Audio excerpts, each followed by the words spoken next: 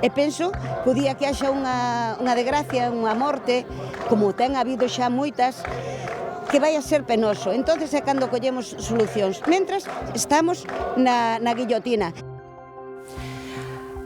Os veciños de Mos denuncian graves problemas de seguridade na estrada nacional que cruza o concello. Piden actuacións urxentes.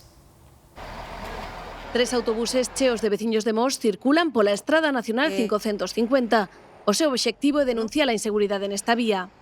Veciños e non veciños que acuden a eses comercios que teñen que cruzar a nacional e temos unha situación de risco. Piden que 2 zonas se transformen en travesía urbana para incorporar semáforos e pasos que aumenten a seguridade. Este é un dos puntos máis perigosos da estrada nacional 550, o seu paso por Mos, segundo denuncian os propios veciños. Aquí conflúen os peóns que tratan de cruzar sen un paso habilitado cara a zona comercial, cos peregrinos que están facendo camiño e comparten espazo con turismos e camións que circulan pola vía.